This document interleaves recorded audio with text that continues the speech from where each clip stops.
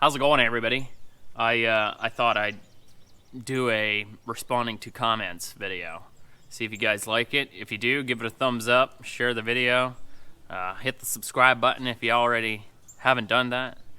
Yeah, like all the things. That's what all the YouTubers say. I don't know that I'm a YouTuber, but you know, we'll see. My channel has grown a lot the last 28 days. So I'm thankful for that. Appreciate everybody that's been watching. It's cool. It makes it feel like this isn't for nothing. Because there's definitely times when I'm like, I put quite a bit of time into this for something that, you know, who knows if anybody's going to watch it. It just hits the feel good button, you know? Knowing that all the time that is put in might pay off. I ain't no Tucker God or Trent Palmer, but hey, we'll see, maybe. I'm just going to do the last 3 videos that I uploaded. And, oh yeah, by the way, I was going to do this by the Ultralight, where it's at right now. But I got there, and there's some constructing going on, so I won't be doing that. So yeah, we got this sweet backdrop of me just out here at the house. A little sarcasm there. Of course, I can't go through all the comments, but let's see here. Let's just start with the last video that I put up, which is the we're grabbing burgers. No commercials here. The last video I put up was the freaky 9,999 feet. Obviously, I was at 10,000 feet. I just did 9,999 because why not? Everybody else does the even numbers on their videos, so I went with just some odd number. I know that I could have went higher, up to 17,999. Somebody had commented that, but it was a little freaky, not gonna lie. Here's one. I'm not even gonna try to pronounce the name, so I'll just put it up. It says, I really like Quicksilvers like this. I was always concerned about what would happen if the prop came apart, if it would tear into the airframe.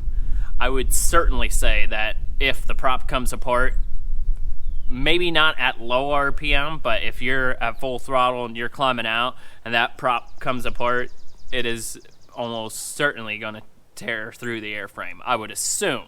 It's never happened to me. Hope it never does, but that is what I would guess would happen. It would definitely tear through the airframe. So that's that. Charlie says, nice. What throttle setting were you at most of the time on your way up? I didn't know if he was talking about like RPMs, but he watches the channel. I appreciate that. Thanks for watching. I told him that I don't have instruments or like engine gauges, so he was just wanting to know, was I 3/4 throttle, half throttle, and I said that I would say I was mostly half throttle, probably, maybe 3/4 throttle, getting up there, but yeah, it was kind of cool. Big Smoke RC asked, do these aircraft glide at all? Once you were up there, all I could think of was cutting the motor and peacefully descending.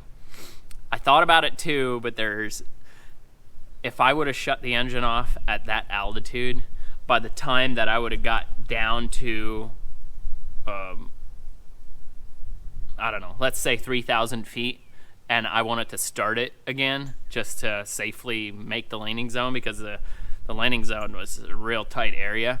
That engine would have cooled off so much, and for me to try to like reach back and start that thing, I did it from 6,000 to 3,000, and it already had cooled down to the point where I was like borderline like, oh gee, am I going to be doing an off-field landing somewhere else where it's bigger and not in the small landing zone? But yeah, I decided to not shut it off because of how small my LZ was. Yeah, if I would have had a bigger area, I would have totally shut it off and glided the whole way down, because they glide great. I think it's 5-to-1 glide ratio. A lot of comments here. I don't know. I'm just kind of picking through. A lot of people commented about my dress. Like, I just had a t-shirt on. I had clothes in the truck that I wanted to take with me that I was going to sit on and then put them on while I'm climbing out. For some reason, it was so hot down there. It was like 80 degrees before I took off. Fahrenheit, 80 Fahrenheit on the ground. And I never once thought about picking up or grabbing my clothes out of the truck because it was warm. But as soon as I got to, like, I think it was 3,000, 4,000 feet, it was getting a bit chilly. It was honestly right in that where the clouds were scattered, 7,000 feet, right around there. That was the coldest part. When I got above the clouds, it actually warmed up some. So, yeah, if I go up again, and I want to maybe do higher, but if I go up again, I'll definitely wear more clothes. I don't know if, I just don't know if this is going to be something that people want to watch, since I'm not a big YouTuber, but I appreciate you guys supporting. Above the clouds, sketchy landing, ultralight airplane video. That's where I'm going into now. I had asked in there, like, what you guys would want to see, and William says, anytime that engine starts, make a video, but not if it's going to be a burden. Would love to see a complete engine overhaul when the time comes. I know, I was thinking about that because I did have an engine overhaul, like the complete thing. Had to bore the cylinders, new piston and rings, all the gaskets and stuff I think that go with it. Sorry, I'm not really too mechanically smart. I'm learning as I'm going on this, like motors, I guess. I've always had motors, but I've never gotten into them. So I did rebuild the thing and should have videoed the whole process, but it wasn't at my shop. It was at a Amish mechanics shop.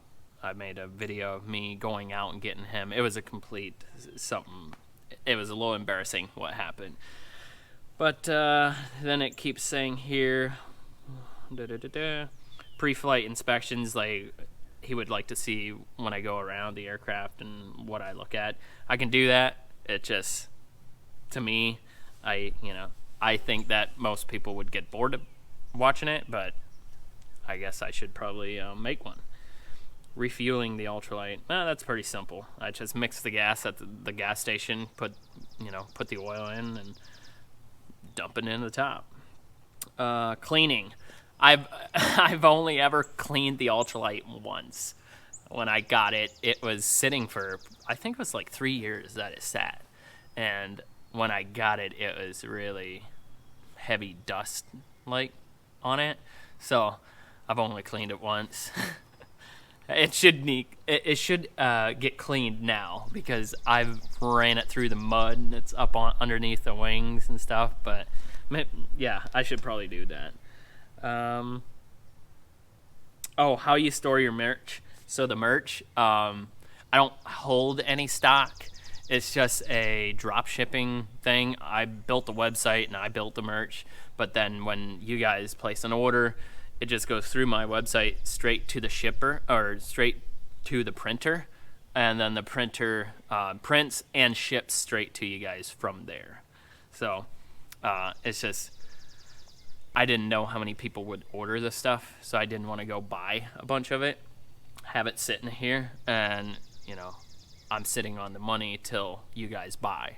So that's the way it's done. I don't hardly make anything on it.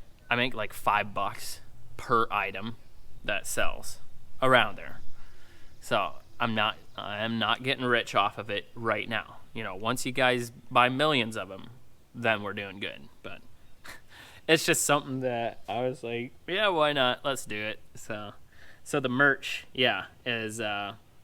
is just a website that when you place the order, it redirects to the printer, and then they ship direct to you guys.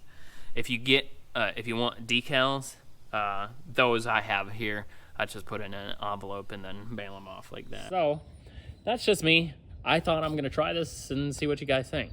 We'll see you next time. Later.